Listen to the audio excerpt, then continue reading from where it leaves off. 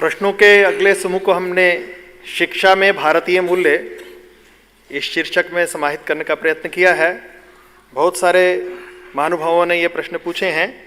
Professor Ramesh Kumar Pandey ji, doctor आनंद Pandey ji, doctor गौरव अग्रवाल जी, सुभाष जिंदल जी, संजीव कुमार सिन्हा जी, रमण अग्रवाल जी, प्रेमपाल शर्मा जी, क्षितिज अवस्थी जी, आलोक गुप्ता जी, संजय मालपानी जी, lieutenant general VK Chaturvedi ji, group captain P आनंद Naidu ji, Rajan Kumar ji, doctor Gunjan Agarwal जी, लोकेश जिंदल जी, professor Shubham Majumdar जी।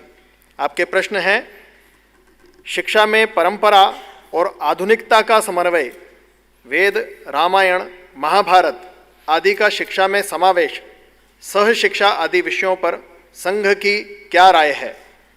दूसरा, उच्च शिक्षा का स्तर लगातार घट रहा है, भविष्य के भारत का निर्माण कैसे होगा।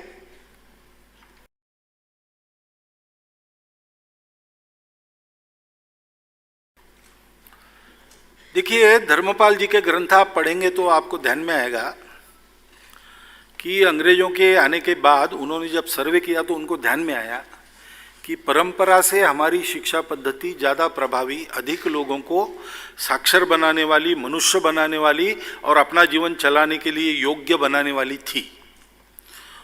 वो अपने देश में ले गए और ऐसा सब कुछ एक साथ न कर सकने वाली उनकी पद्धतियां उन्होंने लाई। ये इतिहास है। और इसलिए आज की दुनिया में आधुनिक शिक्षा प्रणाली में जो लेने लायक है वो लेते हुए अपनी परंपरा से जो लेना है वो लेकर हमको एक नई शिक्षा नीति बनानी चाहिए। आशा करता हूं कि नई शिक्षा नीति आने को हुई है, उसमें ये सब बातें होंगी और अपने देश का विचारधन उसमें से मिलना चाहिए। चतुर्वेदाः पुराणानि सर्वोपनिषदस्तथा रामायणम भारतंच गीता सद्दर्शनानि च जैनागमाः त्रिपिटकाः गुरुग्रंथ सतांगिरायने संतवाणी एष ज्ञान निधि श्रेष्ठ। ये शिक्षा में भारत के लोगों को मिलना ही चाहिए, सबको मिलना चाहिए। और भी संप्रदाय है जो बाहर से आए हैं लेकिन उसकी अच्छी खासी संख्या है, उसमें भी जो मूल्यबोध है वो सिखाना चाहिए।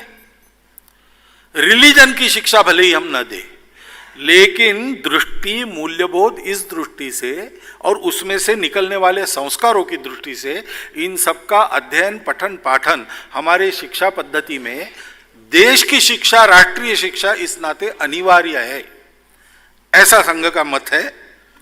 शिक्षा का स्तर घट रहा है ऐसा हम कहते हैं, शिक्षा का स्तर नहीं घटता, शिक्षा देने वालों का स्तर घटता है, लेने वालों का घटता है। छात्र शिक्षा के लिए आता है कि अपने जीवन की कमाई पर दृष्टि रख के उसके लिए आवश्यक डिग्री के लिए आता है। उसको हम घर में कैसा तैयार करते। मुझे एक सज्जन पुणे में मिले, सज्जन यानी कर्तृत्व संपन्न व्यक्ति है, पढ़ेगा लिखेगा नहीं इसलिए शिक्षा छोड़ के उनके पिताजी ने उनको पुणे भेज दिया सातारा से, और वहाँ वो प्रिंटिंग प्रेस का काम उसमें नौकरी करने लगे। करते करते उनके ध्यान में आया तो उन्होंने अपनी एडवर्टाइज एजेंसी चलाई और साथ साथ शिक्षा भी पोस्ट ग्रेजुएशन तक पूरी कर ली।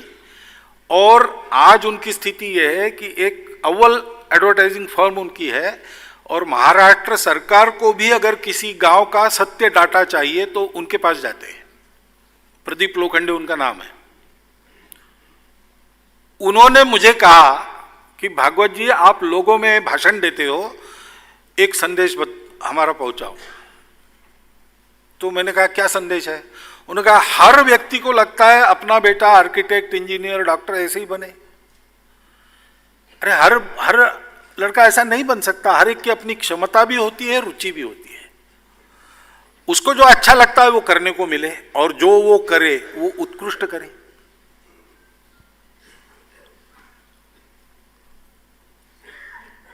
तिलक जी के लड़के ने कहा कि मुझे ये पढ़ने की इच्छा है, तो तिलक जी ने उसको पत्र लिखा कि जीवन में क्या पढ़ना तुम विचार करो।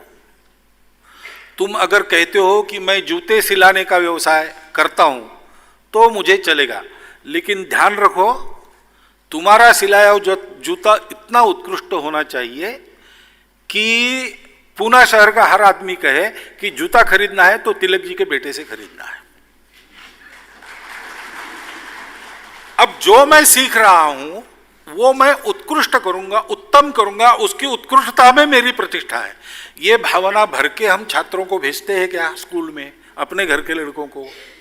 हम तो उनको ज्यादा कमाओ, कैसा भी कमाओ लेकिन कमाओ, ये मंत्र देकर भेजेंगे तो शिक्षा कितनी भी अच्छी होगी वो लेंगे नहीं उसको, क्योंकि पिताजी ने कहा है कि दूसरा कुछ लेना है। शिक्षक को यह भान है क्या कि मैं अपने देश के बच्चों का भविष्य गढ़ रहा हूं, एक एक व्यक्ति को मैं गढ़ रहा हूं। अनेक महापुरुष अपने प्राथमिक विद्यालय के, माध्यमिक विद्यालय के, कॉलेज के शिक्षकों को याद करते हैं। क्यों करते हैं? उनके जीवन में कुछ कंट्रीब्यूशन है, ऐसा उनके जीवन में हमको कंट्रीब्यूट करना है, ये देने वाला शिक्षक है क्या? और शिक्षक को अपने विषय का ज्ञान ठीक है क्या? शिक्षकों के स्तर का एक प्रश्न है।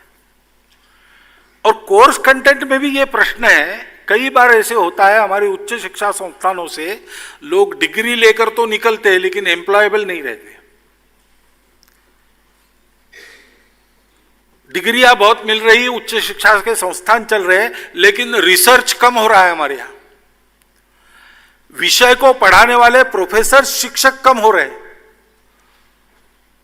तो इस दृष्टि से एक सर्वांगीण विचार करके सभी स्तरों की शिक्षा का एक अच्छा मॉडल हमको खड़ा करना पड़ेगा।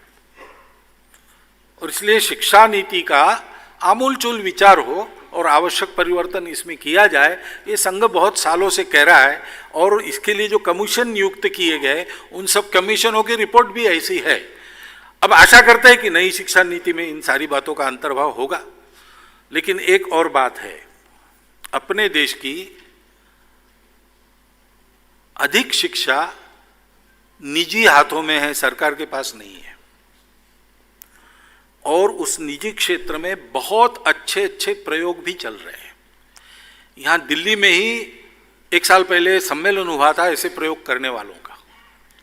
350 के ऊपर भारत के विभिन्न स्थानों से, अलग अलग प्रांतों से लोग आए थे और दे हैव वर्कड मिरेकल्स। तो नीति जब आएगी लागू होगी तब होगी, उसकी राह देखने की आवश्यकता नहीं। शिक्षा संस्थानों में काम करने वाले लोग अपनी अधिकार मर्यादा में प्रयोग करके शिक्षा का स्तर ऊंचा उठा सकते हैं। ऐसा हुआ तो फिर सरकारी नीति भी उसका अनुकरण करेगी, ऐसी स्थिति आ जाएगी। इसलिए हमको सारा कुछ सरकार के सर पर न डालते हुए हमको भी अपने अपने क्षेत्र में इसका प्रयास करना चाहिए।